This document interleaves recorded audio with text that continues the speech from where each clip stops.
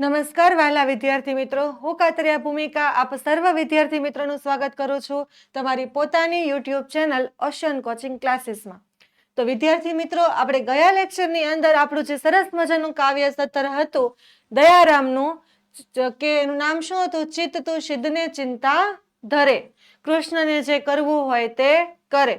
તેની સંપૂર્ણ સમજૂતી આપણે પહેલા લેક્ચરની અંદર, આની પહેલાના લેક્ચરમાં મેળવી ચૂકવ્યા છીએ. અને આજે આપણી 17 મજાની સરસ કાવ્ય પંક્તિ છે એનું આપણે સ્વાધ્યાયનું સોલ્યુશન મેળવવાના છીએ. તો શરૂ કરીએ કે ચિત્ત તું સિદ્ધને ચિંતા ધરે, કૃષ્ણને જે કરવું હોય તે કરે. જો તમે કાવ્ય પંક્તિ સરસ રીતે સમજ્યા હોય તો તમે સવાલના જવાબ પણ આપી શકશો. તો સૌથી પહેલા તો આપણો પ્રશ્ન છે વાતચીત વાળો. તો વાતચીતની અંદર તો તમે જાણો જ છો, આપણે પહેલા પાઠથી કે પહેલા કાવ્ય પંક્તિથી જોતા આવ્યા છીએ કે આની અંદર સવાલના જવાબ તમારે જાતે આપવાના હોય. આપણો પહેલો સવાલ જોઈએ કે તમે ક્યારે ક્યારે ચિંતાનો અનુભવ કરો છો અને શાની ચિંતા?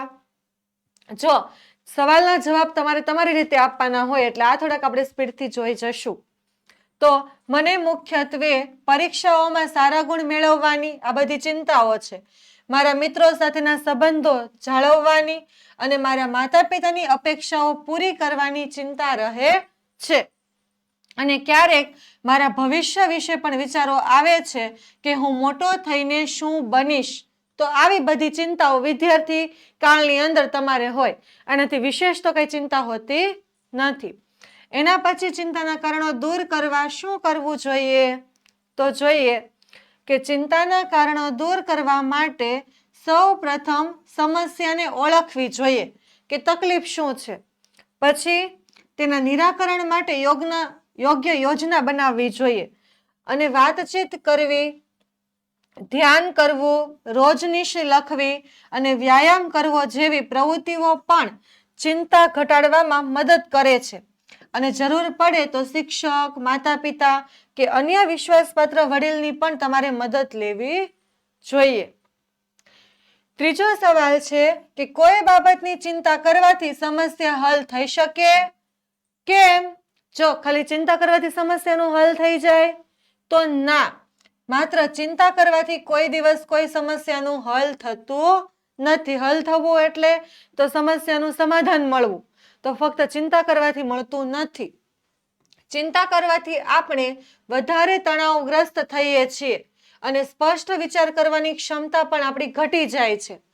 સમસ્યા હલ કરવા માટે આપણે ચિંતાને એક બાજુ રાખીને યોગ્ય રીતે વિચારવું અને કાર્ય કરવું જોઈએ. ચિંતા કરવાને બદલે યોગ્ય પગલાં લેવા એ વધુ મહત્વના છે. ફક્ત ચિંતા કરવાથી કોઈ સમસ્યાનું હલ મળતું નથી. સમસ્યાનું હલ કરવું હોય તો તમારે જે સમસ્યા, જે તકલીફ છે એના વિશે વિચાર કરી અને એના બધા જે સોલ્યુશન લાવવાના પ્રયત્ન કરવા જોઈએ. એના પછી જોઈએ તો આપણે ફળની આશા રાખ્યા વિના કામ કરી રાખવું જોઈએ. આ વાત સાથે તમે સહમત છો? અને છો તો શા માટે? આ વાત તો આપણે ભગવદ્ ગીતામાં પણ કહેવામાં આવી છે, એટલે એને અનુલક્ષીને જવાબ આપવાનો કે આ વાતમાં તમે સહમત છો કે નથી.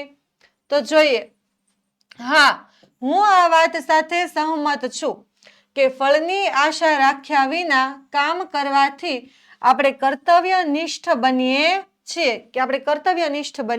કર્તવ્યનું પાલન કરનારા બનીએ. જ્યારે આપણે ફળ પર ધ્યાન કેન્દ્રિત કરીએ છીએ ત્યારે આપણે પરિણામની ચિંતામાં તણાવ અનુભવીએ છીએ. અને કોક દિવસ એવું બને કે ફળની ચિંતામાં કાર્ય પણ વ્યવસ્થિત થઈ શકે નહીં અને કામની ગુણવત્તા પણ ઘટે છે. જ્યારે આપણે માત્ર કર્મ પર ધ્યાન કેન્દ્રિત કરીએ છીએ ત્યારે આપણે વધુ સારી રીતે કામ કરી શકીએ છીએ અને આનંદ પણ મેળવી શકીએ છીએ કામનો. અને શ્રીમદ ભગવદ્ ગીતામાં પણ કહ્યું છે કે કર્મણ્યે વાધિકારસ્તે મા ફલેષુ કદાચન, એટલે કે કર્મ કરવાનો અધિકાર આપણો છે પરંતુ ફળ પર આપણો કોઈ અધિકાર નથી. ફક્ત શેના ઉપર અધિકાર છે? તો કર્મ પર અધિકાર છે. ફળ ભગવાનની ઈચ્છા પ્રમાણે આપણને મળશે.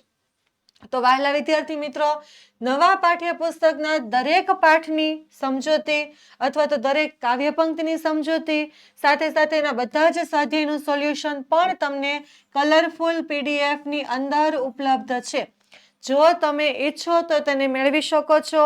એના માટે આપણો ઓશિયન કોચિંગ ક્લાસીસનો કોન્ટેક્ટ નંબર તમને દેખાય છે સ્ક્રીન ઉપર, 70 46 22 22 54, અથવા તો તમે આપણે પ્લે સ્ટોર ઉપર જઈ અને આપણી ઓશિયન કોચિંગ ક્લાસીસની એપ્લિકેશન ડાઉનલોડ કરી અને એમાંથી માહિતી મેળવીને પણ મેળવી શકો છો. તો જરૂરથી મેળવજો. હવે આપણે જોઈએ આગળ. તો શબ્દ યાદીમાંથી જુદા પડતા શબ્દને તમારે છેકવાના છે, કે આ જે શબ્દની યાદી છે એમાંથી જે અલગ પડતો હોય એ શબ્દ તમારે છેકવાનો છે. તો સૌથી પહેલો શબ્દ છે ચિંતા, પછી દુઃખ, ફિકર અને કાળજી. તો ચિંતા, દુઃખ, ફિકર અને કાળજી માંથી કયો અલગ પડે છે? તો કાળજી શબ્દ જે છે એ અલગ પડે છે.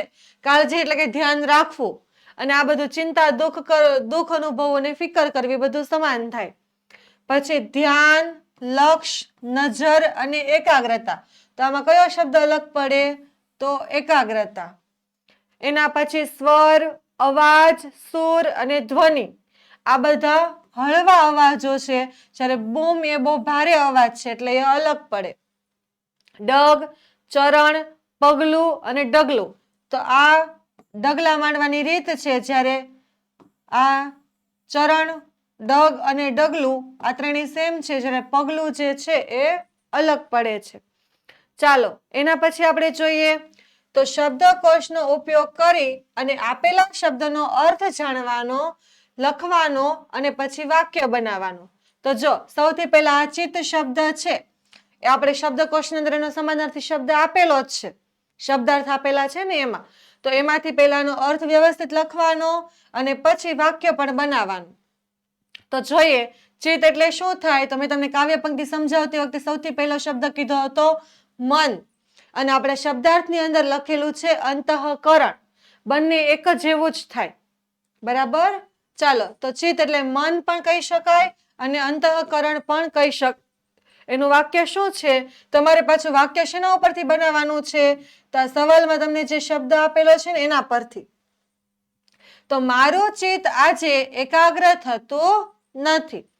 પછી બીજો શબ્દ છે ચિંતા. તો થાય ફિકર, મનની અશાંતિ અને વિચારોનો બોજો. એનું વાક્ય, તો પરીક્ષાની ચિંતા મને રાત્રે સુવા દેતી નથી.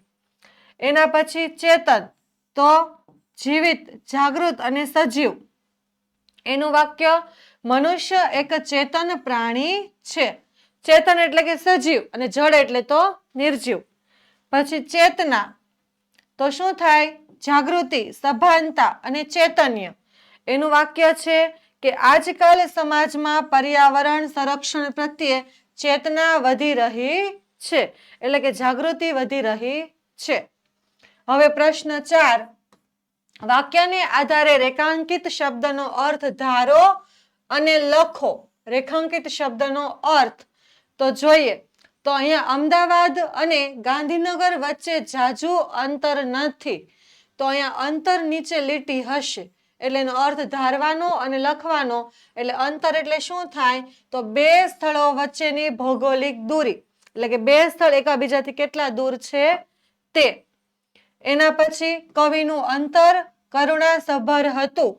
તો અહીંયા અંતર એટલે શું થાય? તો હૃદય અને આંતરિક ભાવના. એટલે આ અંતર અને આ અંતર એ વાક્ય પ્રમાણે અલગ અલગ અર્થ ધરાવે છે. અહીંયા અમદાવાદ અને ગાંધીનગર વચ્ચેની વાત હતી, તો એ બંને જગ્યા વચ્ચેનું અંતર છે. અને અહીંયા કવિનું અંતર કરુણાસભર, એટલે કે અહીંયા અંતર તો કેવું? હૃદયની વાત છે. એના પછી જોઈએ તો બહુરૂપીએ શ્રી કૃષ્ણનો વેશ ધર્યો. બહુરૂપી એટલે પાખંડી. તો ધર્યો એટલે શું થાય? અહીંયા પહેર્યો અથવા તો ધારણ કર્યો. પછી ગીતાએ પ્રસાદી લેવા હાથ ધર્યો. તો અહીંયા શું થાય? ધર્યો એટલે કે આગળ લંબાવ્યો. અહીંયા વેશ ધારણ કર્યો એટલે કે કૃષ્ણ ભગવાન જેવો પહેરવેશ પહેર્યો, ધારણ કર્યો. અને અહીંયા ધર્યો એટલે કે પ્રસાદી લેવા માટે હાથ લંબાવ્યો, એટલે કે લાંબો કર્યો. એના પછી ગુજરાતીઓ 9 દિવસ ગરબે ઘૂમે છે. તો 9 એટલે કે સંખ્યા 9 અને એના પછી વરસાદ પડતાની સાથે જ વૃક્ષો નવ પલ્લવિત થયા. તો અહીંયા 9 એટલે કે નવા અને નવીન. એના પછી છે પ્રશ્ન 5 કે સાચો અર્થ આપેલા વિકલ્પોમાંથી દર્શાવો. તમારે સવાલ પ્રમાણે આ 3 માંથી સાચો અર્થ જે ઓપ્શન આપતો હોય એ તમારે દર્શાવવાનો. સૌથી પહેલો સવાલ છે કે સ્થાવર જંગમ જળ ચેતનામાં માયાનું બળ ઠરે. તો એમાં કયો જવાબ આવે? તો તમારો જવાબ સાચો પડશે ત્રીજો કે માયાની સામે જળ કે ચેતનનું કંઈ ઉપજતું નથી. એના પછી બીજો સવાલ છે તું અંતર ઉદ્વેગ ધરે તેથી કારજ શું સરે. તો એનો અર્થ શું થાય? તો તું દિલમાં વ્યાકુળ બને તેનાથી કંઈ થતું નથી. એના પછી ત્રીજો સવાલ કે જેનું જેટલું જે જેમ કાળે તે તેને કર ઠરે. એટલે એનો અર્થ થાય કે જેના ભાગ્યમાં જે મળવાનું હોય તે યોગ્ય સમયે તેના હાથમાં આવે છે. ચોથો સવાલ જોઈએ તો તારું ધાર્યું થાતું હોય તો સુખ સંચે દુઃખ હરે. તો આનો અર્થ શું થાય? જો તારી ઈચ્છા મુજબ થતું હોય તો સુખ જ ભેગું કરે અને દુઃખને તું દૂર કરે. એના પછી જોઈએ તો આપણે કાવ્યને આધારે કોષ્ટકની અંદર વિગતો લખવાની છે. સૌથી પહેલા તો એ શબ્દ આપેલા ઠરે, હરે, ધરે, ફરે અને ભરે. તો પછી એના આધારે શું ઠરે તો શું ઠરે અને ક્યાં અને ક્યારે આ બે વસ્તુ લખવાની છે. તો પેલા ઠરેમાં આપણને કીધું છે શુંની અંદર તો માયાનું બળ અને ક્યાં અને ક્યારે તો સ્થાવર જંગલ જળ ચેતનમાં. એટલે ક્યાંનો જવાબ છે. હવે આપણે હરેનું લખવાનું તો હરે શું તો જન્મ મરણનો ભય.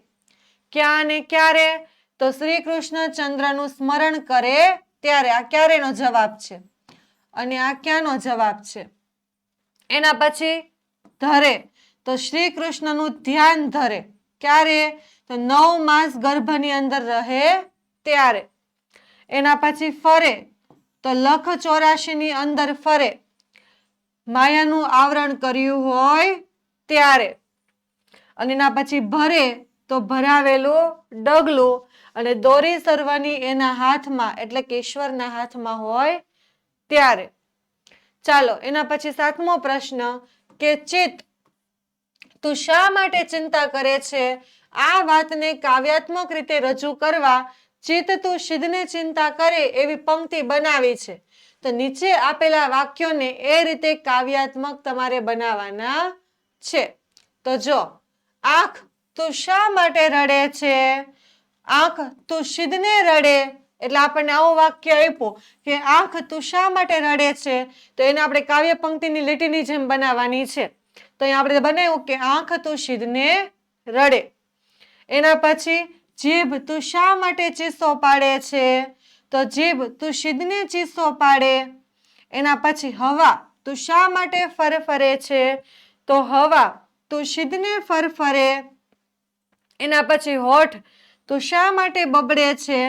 તો હોઠ તું સિદ્ધને બબડે. જોઈએ 5મું કે ઉપર મુજબ બીજી 2 પંક્તિઓ બનાવો જાતે. તો ભમરા તું સિદ્ધને ફૂલે ફૂલે ફરે. કોયલ તું સિદ્ધને ટહુકા કરે. તમે પણ આવી બીજી ઘણી બધી પંક્તિઓ બનાવી શકો છો. વહાલા વિદ્યાર્થી મિત્રો ધોરણ 3 થી 12 ની નીચેની બધી જ PDF અને PPT તમારે જો જોતી હોય તો તમારા માટે તૈયાર છે. એની અંદર આપણે શેનો સમાવેશ કર્યો છે?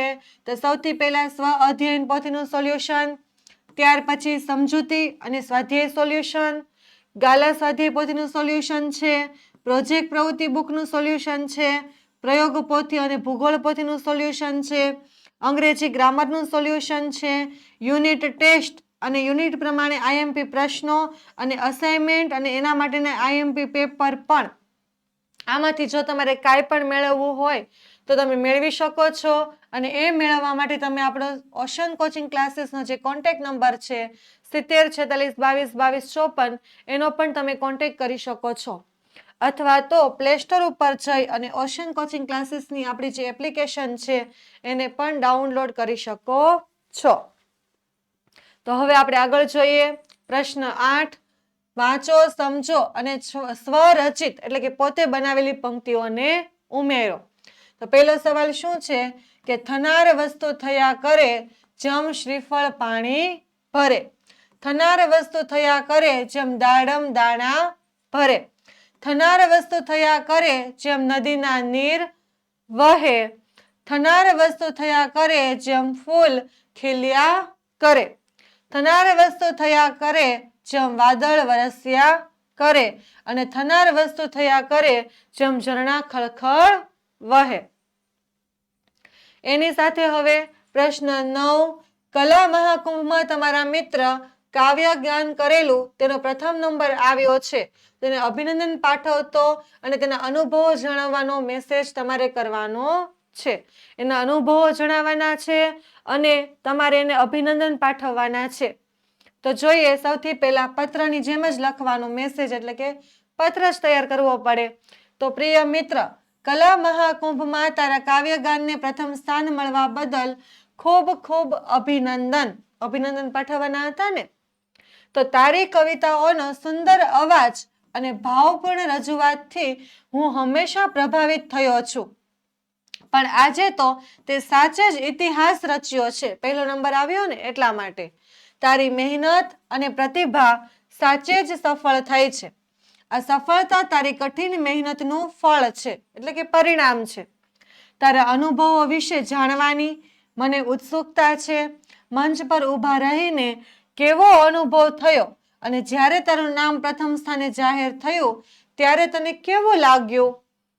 આ સ્પર્ધા માટે તે કેવી તૈયારીઓ કરી હતી અને આ બધી જ વિગતો મને જરૂર જણાવજે. અને ફરી એકવાર તને અભિનંદન. આ ઉપલબ્ધિ માટે ખૂબ ખૂબ શુભેચ્છાઓ. તારો મિત્ર રોનક. તો આવી રીતે અભિનંદન પાઠવ્યા અને પોતાના જે સવાલ હતા તે બધા તેને પૂછ્યા. હવે અભિનંદન આપનાર મિત્રને જવાબ આપતો મેસેજ તૈયાર કરવાનો છે. તો જવાબ આપતો મેસેજ જુઓ. તો પ્રિય મિત્ર, તારા અભિનંદન બદલ ખૂબ ખૂબ આભાર કે તે મને અભિનંદન આપ્યા એનો તારો ખૂબ ખૂબ આભાર. પછી શું કહે છે જો કે તારો સંદેશ વાંચીને મને ખૂબ જ આનંદ થયો કે તે મને અભિનંદન પાઠવ્યા, મને મેસેજ કર્યો, એ તારો સંદેશ સાંભળીને કે વાંચીને મને બહુ જ આનંદ થયો. કલા મહાકુંભમાં ભાગ લેવાનો અનુભવ એ સાચે જ અદ્ભુત હતો, એકદમ અનોખો હતો. અને મંચ પર ઊભા રહીને મારા મનમાં થોડો ડર હતો. શરૂઆતમાં તો પેલા ગભરાહટ હોય એટલે થોડો ડર હતો. પણ જેવી મેં કવિતા શરૂ કરી કે મારો બધો જ ડર દૂર થઈ ગયો અને હું કવિતાના શબ્દો અને લયમાં તો એવો ખોવાઈ ગયો કે મંચનો ડર પણ હું ભૂલી ગયો. પછી પેલો ડર પણ મને યાદ રહ્યો નહીં. પરિણામની જાહેરાત વખતે મારું હૃદય જોરથી ધબકતું હતું અને જ્યારે મારું નામ પ્રથમ સ્થાને જાહેર થયું ત્યારે મને પોતાના કાન પર વિશ્વાસ ન આવ્યો કે મારું જ નામ બોલાય છે. અને મારા માતા પિતા અને શિક્ષકો પણ ખૂબ ખુશ હતા. તૈયારી માટે મેં રોજ 2 કલાક અભ્યાસ કર્યો અને મારા ગુરુજીએ મને લય અને ઉચ્ચારણ પર પણ ખાસ ધ્યાન આપવાનું શીખવ્યું, જે ખૂબ ઉપયોગી થયું. તારા સપોર્ટ માટે ફરીથી આભાર. આપણે જલ્દી મળીશું અને બધી વાતો વિગતવાર ફરી પાછા કરીશું. તારો મિત્ર સોહમ. આ એને જવાબ આપતો પત્ર અથવા તો મેસેજ. હવે આપણો છેલ્લો પ્રશ્ન છે 10મો કે નીચેના પ્રશ્નોના જવાબ લખવાના છે. તો એમાં આપણો સૌથી પહેલો સવાલ છે કે ચિત્ત તું સિદ્ધને ચિંતા ધરે એવું શા માટે કહ્યું હશે દયારામે? તો જોઈએ કે ચિત્ત તું સિદ્ધને ચિંતા ધરે એવું કવિએ એટલા માટે કહ્યું હશે કે આપણે વ્યર્થ ચિંતા કરીએ છીએ અને કવિ કહે છે કે પરમાત્મા શ્રી કૃષ્ણ જે કરે છે તે જ થાય છે. તેથી આપણે ચિંતા કરવાની જરૂર નથી કેમ કે ભગવાન જે ઈચ્છે એવું જ થાય. બીજો સવાલ, લખ 84 એટલે શું? તો જોઈએ, લખ 84 એટલે 84 લાખ જન્મો. તેનો અર્થ એ છે કે દરેક આત્મા વિવિધ યોનિઓ 84 લાખ જન્મનું ચક્ર ફરે છે અને પછી જ એને મનુષ્યનો અવતાર મળતો હોય છે. ત્રીજું છે કે શ્રી કૃષ્ણચંદ્રનું સ્મરણ કરવાથી શું થાય છે? તો શ્રી કૃષ્ણચંદ્રનું સ્મરણ કરવાથી જન્મ મરણનો ભય દૂર થાય છે. એના પછી જોઈએ તો કાવ્યમાં કોના પર ભરોસો રાખવા કહ્યું છે અને શા માટે? તો કાવ્યમાં પરમાત્મા એટલે કે શ્રી કૃષ્ણ પર ભરોસો રાખવા માટે કહ્યું છે, કારણ કે એમનું જ ધાર્યું થાય છે અને આપણા બધા જ પ્રયત્નો વ્યર્થ છે, એટલે કે ખોટા, નિષ્ફળ જાય છે. પછી પાંચમો સવાલ કે કવિને મતે આપણું કર્યું અજ્ઞાન રાખીએ છીએ. તો કવિના મતે આપણે એ અજ્ઞાન રાખીએ છીએ. કયું અજ્ઞાન રાખીએ છીએ? તો એ અજ્ઞાન રાખીએ છીએ કે બધું આપણા નિયંત્રણમાં છે, જ્યારે ખરેખર તો બધું કોના હાથમાં છે? તો પરમાત્માના નિયંત્રણની અંદર છે. તો વિદ્યાર્થી મિત્રો, આ સાથે આપણું જે 17મું કાવ્ય ચિત્ત તું સિદ્ધને ચિંતા ધરે એ સરસ મજાનું જે કાવ્ય હતું એનું આપણે સોલ્યુશન પણ જોઈ ગયા, સમજૂતી પણ જોઈ ગયા અને સાથે સાથે સ્વાધ્યાયનું સોલ્યુશન પણ જોઈ ગયા. હવે આપણે ફરી નેક્સ્ટ લેક્ચરની અંદર આપણું જે 18મું ચેપ્ટર છે એની સાથે ફરી પાછા મળીશું. ત્યાં સુધી સરસ મજાની તૈયારી કરો. Best of luck. Thank you.